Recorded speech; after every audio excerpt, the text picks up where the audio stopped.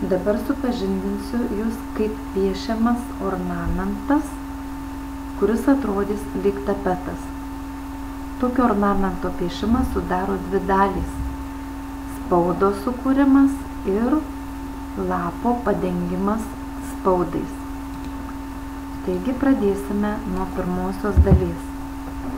Nustatome lapo dydį, parinkdami ypatybėse plotį ir aukštį po 5 cm. Taigi turime mažą lapelį, jame piešime spaudą. Spaude galime rinktis įvairiausius įrankius ir vaizduoti norimas figūrėles. Galime pasirinkti iš jau turimų figūrų įvairiausių spalvų. Jeigu norime, kad figūra iš karto būtų užpildyta, renkamės pirmą ir antrą spalvas. Žymime, kad užpildymas vyktų vientisa spalva, piešiu ovalą. Stenkimės neišdėstyti figūrų simetriškai, o išdėlioti jas kažkaip kitaip.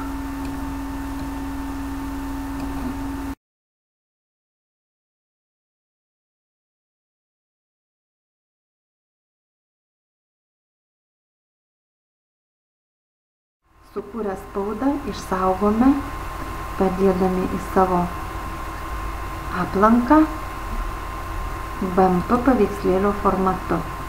Taip ir pavadinsime – spaudas. Toliau antroji darbo dalis – atsidarome naują lapą, nustatome ypatybėse lapo dydį 20 plotis, 20 aukštis. Gerai. Tam, kad mums pavyktų gana tiksliai išdėlioti spaudus, meniu punkte rodymas užsidėkime varnelę ant pasirinkimo rodyti tinklelį. Tada galėsime gražiai dėlioti spaudus. Prisimename, kad galime įklijuoti per įklijuoti iš komandą. Paspaudžiame, surandame savo spaudą ir atidarome. Štai jis atsirado viršutinėme kairiame kampe.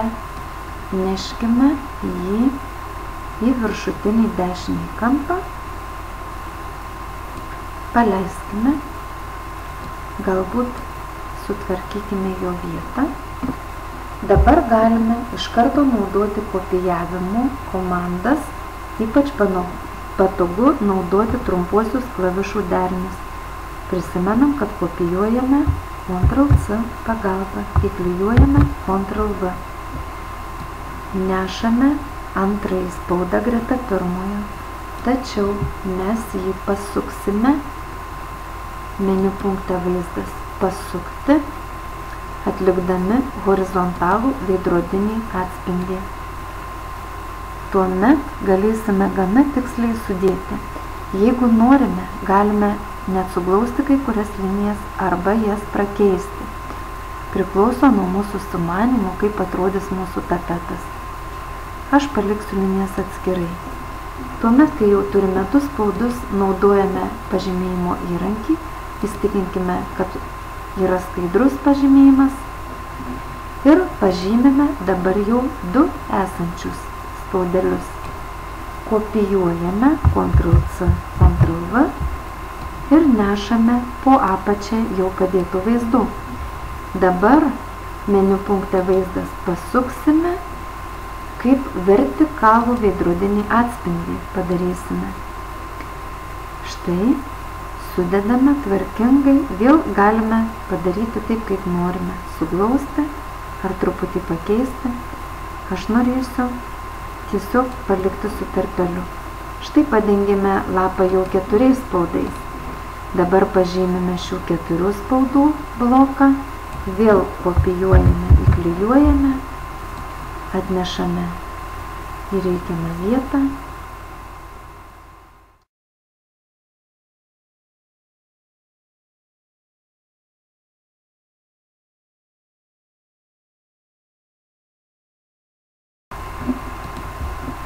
Na štai, galime nuimti tinklelį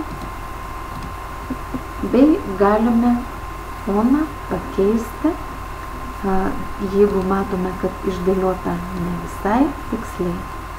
Galime žymėti visą šį bloką ir padėti puslapio viduryje. Na štai, o toliau galime visą foną padengti kokią nors norimą spalvą. Tam, kad atrodytų efektingai, aš renkausi ryškias spalvas, todėl fono spalvą norėčiau pasirinkti labai tamsią. Na, sakysime, tamsiai raudoną. Prisimenat, kad spalvas galime redaguoti, taigi aš dar patamsinsiu. Patvirtinu gerai, paėmiau įrankį kibirėlis, užliejau. Štai gautas tapetas. Dabar galutinį savo darbą išsaugome, įrašydami kaip PNG paveikslėlį su pavadinimu tapetas.